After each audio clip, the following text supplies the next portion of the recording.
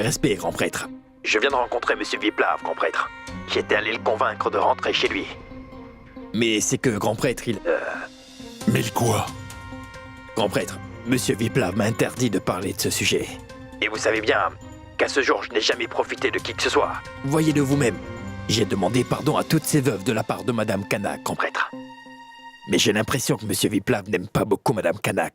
Il a déclaré que Madame Kanak devrait demander pardon à cette veuve en plein marché. Mais je vous le demande, grand prêtre, pourquoi Madame doit-elle demander pardon à cette veuve? Une dernière chose, monsieur. Je ne pense pas du tout que Monsieur Viplav rentrera après avoir gagné l'affaire. Je pense qu'il va s'installer dans le refuge. Je lui ai demandé avec émotion au grand prêtre de rentrer chez lui et de rassembler tous ses bagages. Et que le grand prêtre était snobé par les autres prêtres. Et que le fait qu'il soit dans le refuge a fait avoir des problèmes au grand prêtre. Mais non, monsieur. Il a dit non. Et quoi encore, Tripoari? Dis-moi. Ensuite, grand prêtre, cette Dany est intervenue, disant Viplav, j'ai besoin de ton aide, et Monsieur Viplav l'a suivi comme un mouton et il s'est tourné vers moi en disant Tripoari, va, je te parlerai plus tard. Stupéfiant. Mais c'est quoi ça, monsieur? Étais-je mort, dites-moi? Mais pourquoi Madame Kanak devrait-elle présenter des excuses alors que moi je suis vivant? C'est la même chose, n'est-ce pas, grand prêtre? C'est comme si vous aviez attaché et nourrissi un beau cheval, et que vous-même étiez assis sur un âne.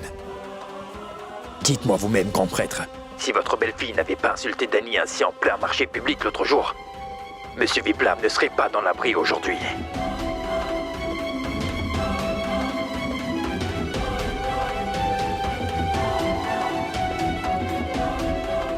J'ai compris ce qu'il en est.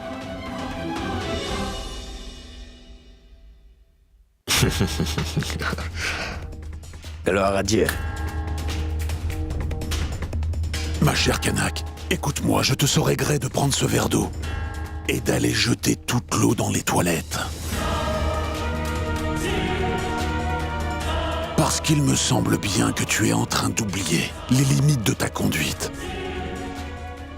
Tu as oublié que tu es la belle-fille de la famille Tripathi. Est-ce que tu m'as comprise, chère belle-fille? Ou dois-je t'expliquer?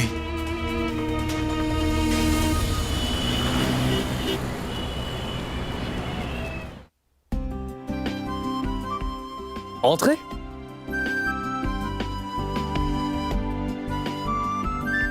Mon pote. Viplav Tripathi. La chambre est réservée. Oui.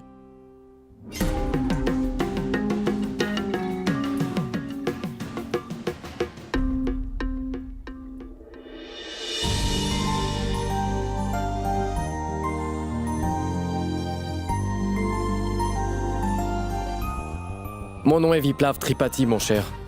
Le petit-fils de Dashrath Tripathi. Occupe-toi de ces femmes comme si elles étaient ta mère ou ta sœur. Au cas contraire, je fais fermer ton hôtel.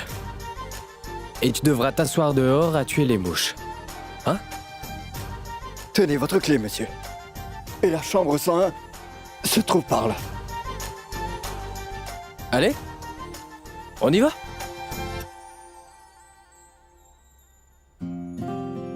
Eh ben, dites donc. Entrez. Je dois faire un rituel. Entrez. Allez, allez, allez, allez, allez, allez. Entrez, ma tante.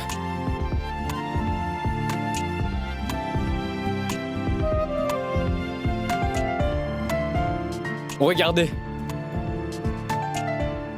Une guenon.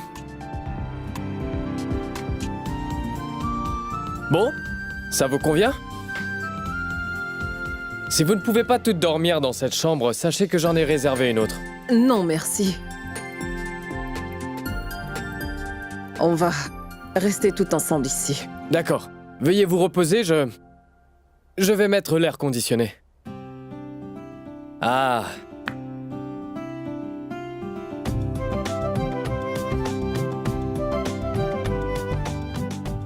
Madame la ronchonne? Pourquoi te tais-tu? Tu penses peut-être que ce n'est pas seulement dur de me faire perdre, c'est impossible. Moi, j'essayais de le faire sortir du refuge, mais c'est lui qui nous a fait sortir du refuge, en fait. Comment tu trouves? Vous ne pouvez penser à rien d'autre que de gagner ou de perdre?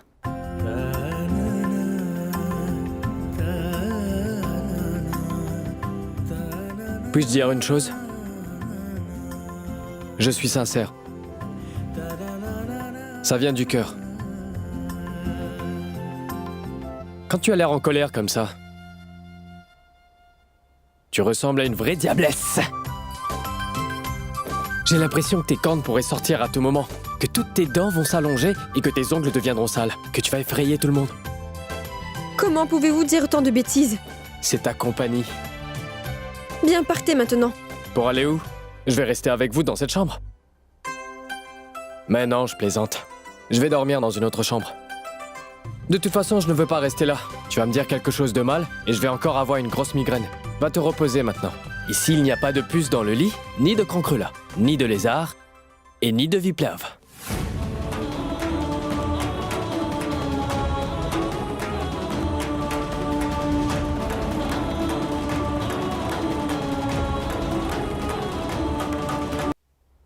Toi, Sushma, apporte-moi un verre d'eau, s'il te plaît. Qui ça, moi? Oui, toi. Toi, apporte-moi un verre d'eau à boire, s'il te plaît. Oui.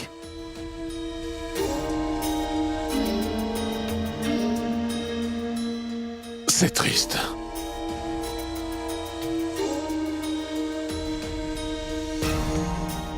Ton eau. Merci bien.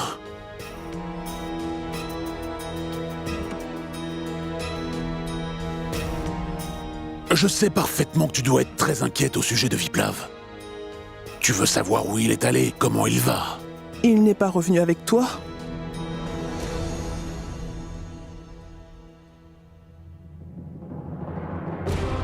Ton petit-fils chéri Viplav habite au milieu des veuves, dans un refuge, Sushma. Et il va habiter là-bas pendant quelque temps. Crois-moi, je vais les ramener chez nous. Mais rien que de penser, pourquoi est-ce que notre petit-fils est-il allé habiter dans ce refuge? Une personne a humilié et insulté une de ses veuves l'autre jour dans le marché public qui était bondé. Et elle l'a beaucoup humilié. Et c'est pour rectifier cette erreur monumentale que mon enfant est allé habiter dans ce refuge de veuves. Je sais très bien qui est cette personne. Et je la connaîtrai très bien, ça oui. Et Sushma, tu seras très étonné d'apprendre que notre Viplav adoré passe en fait tout son temps à tuer des insectes dans ce refuge. J'ai l'impression qu'il a besoin de faire un travail similaire dans cette maison. Parce qu'il y a un gros ver de terre ici, qui est en train de me causer de gros soucis. Il se prend vraiment pour quelqu'un de très intelligent depuis quelque temps. Et il décide vraiment de tout par lui-même. Je pense qu'il me prend pour un imbécile. Mais non! Je dois détruire ce ver insignifiant. Parce que ce ver pourra fortement me poser des problèmes à l'avenir. Est-ce donc ça que je devrais faire, ou bien non?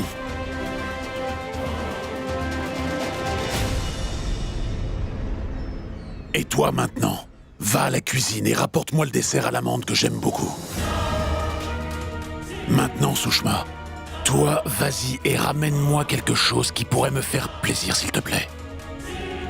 Et j'espère sincèrement que ce ver de terre dangereux ne m'importunera jamais plus.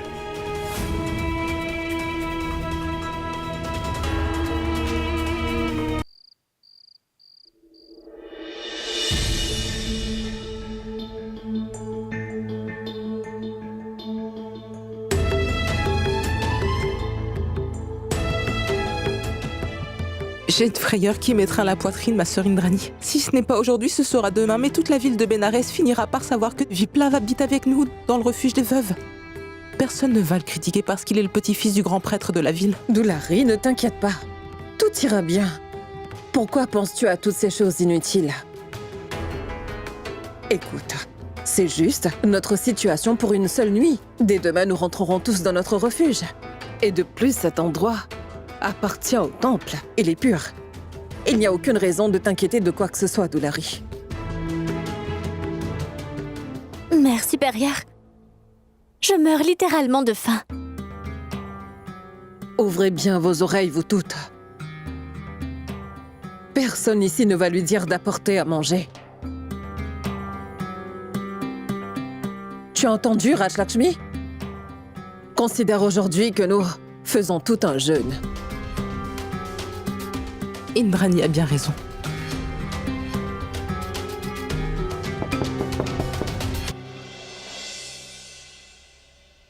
Qui est-ce? La porte est ouverte. Tante Indrani, la réception m'a informé que vous aviez commandé une longue liste de choses à manger. Nous? Ah non? C'est une bonne chose, parce que je suis là pour toutes vous emmener. Nous allons tous sortir pour manger. Allez, venez. Allons. Merci, mon fils. Nous n'avons pas très faim. On a l'habitude de rester sans manger. Et mon fils? En fait, nous jeûnons tout aujourd'hui. Mon fils, nous sommes très fatigués. Et en plus, je n'ai pas faim. Je vais aller dormir. C'est étrange, aucune de vous n'a faim. Est-ce que vous avez tous le ventre rempli? Mais si vous avez faim, alors allez manger. Mais nous autres, nous n'avons pas faim. Très bien. Mais moi, je dois dire que j'ai vraiment faim. Je n'ai rien avalé depuis ce matin.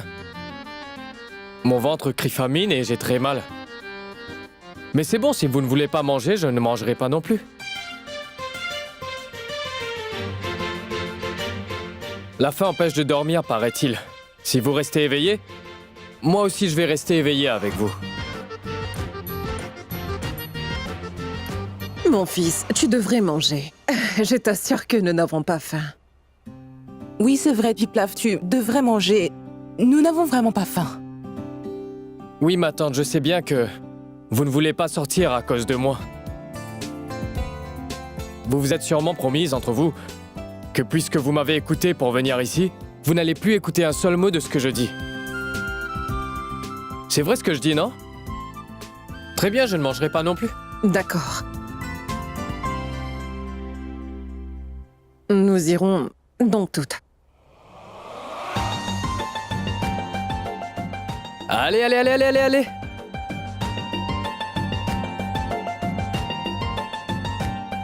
Ma sœur, où se trouve donc Dani? Ne t'en fais pas, tante Doulari. Je vais aller la chercher. Je vais la ramener, vous y allez.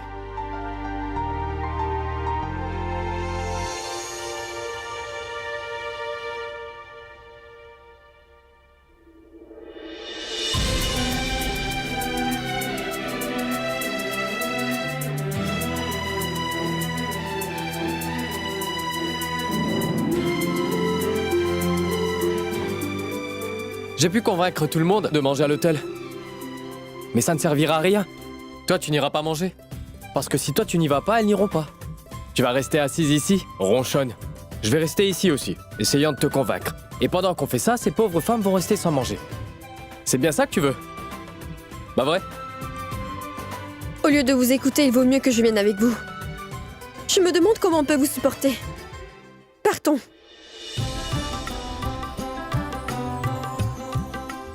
À vrai dire, je le savais.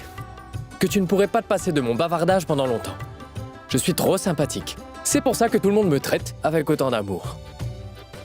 Savez-vous sur quoi vous êtes assis? Sur le sofa. Oh! Pardon. Ah, je n'ai pas réalisé. Je te jure, si je l'avais su, alors, je serais resté assis.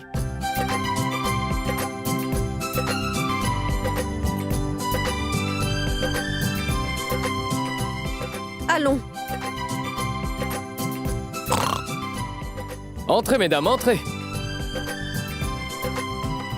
Namasté, cher ami. Namasté. Où est notre table? Ici, c'est cette table.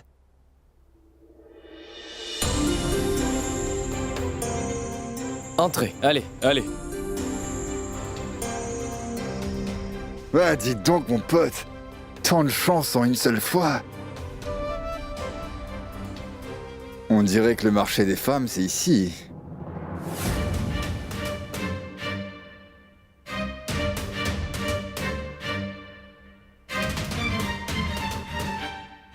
Dis-moi, j'espère que le marché des femmes dont tu parles n'est pas celui où ta sœur s'assied avec ta mère.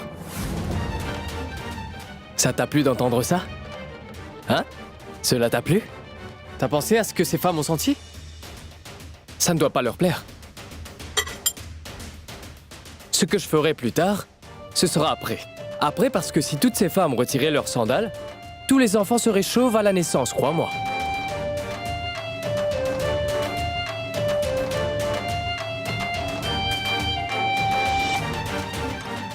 Mange tranquillement. Mais asseyez-vous! Allez, asseyez-vous toutes! Mère supérieure, asseyez-vous ici. J'ai vu cette scène dans un film. Le membre le plus âgé de la famille s'assied à cette place. J'ai entendu dire qu'on sert des plats non végétariens dans les hôtels. Je ne pourrais rien manger ici. Ici, c'est un resto purement végétarien. Vous pouvez manger sans crainte. Bon, qu'allez-vous manger? Aujourd'hui, je voudrais un plat épicé. J'en prendrai aussi. Mon fils, je n'ai pas de dents sur les deux côtés de ma bouche. Je prendrai une soupe de riz. Dites serveur, merci d'apporter du riz et des légumes sans ail ni oignon, que ce soit simplement fait. Madame, nous n'offrons pas ce plat ici. Nous n'offrons que ce qui est listé comme différents plats sur le menu. Alors du riz, des grains et du yaourt. Je me débrouillerai avec ça. Attends. Tu veux un pourboire? Oui, merci. Prépare ce qu'elle commande. Et assure-toi que ce soit bon. Est-ce que t'as compris? Très bien. Vas-y. Fais au mieux.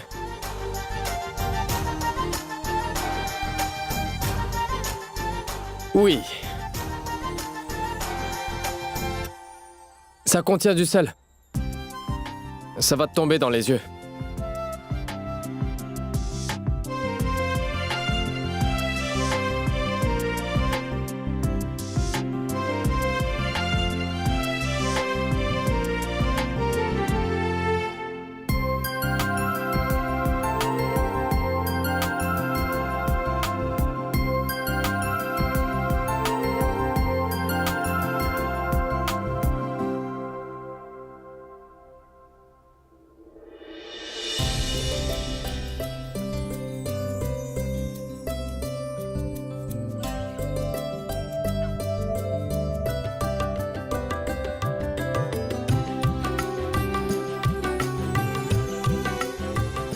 Madame la princesse? Oui?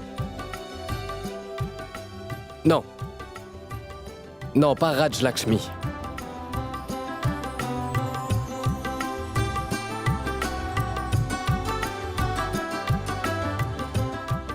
Tu as du riz là? Mange proprement.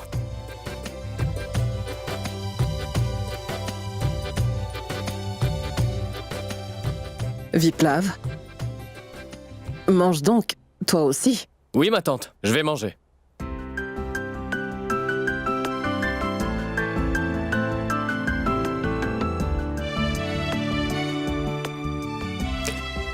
Je reviens, ma tante.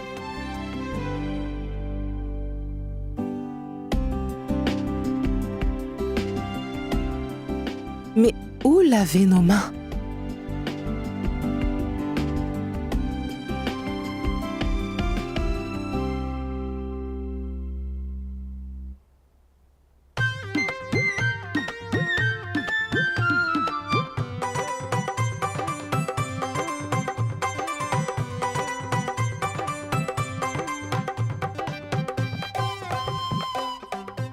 Mais c'est quoi ça?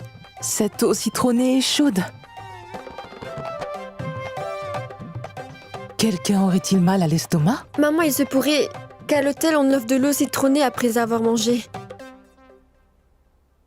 Bois-le, pour digérer les épices. Mais Dani, tu n'es pas au courant. Toutes les personnes riches boivent de l'eau citronnée.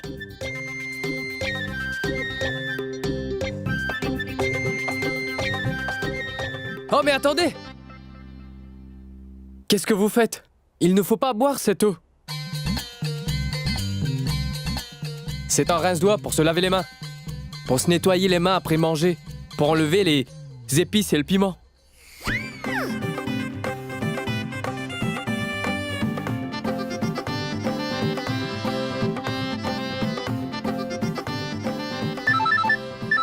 Je crois que j'ai un appel, ma tante. Je reviens tout de suite.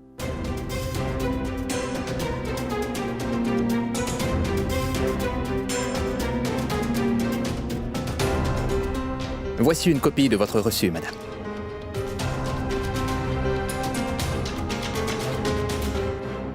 Ça coûte 1000 roupies 52.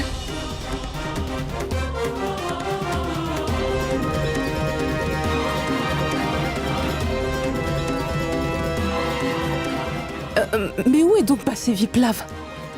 Qui va payer ça?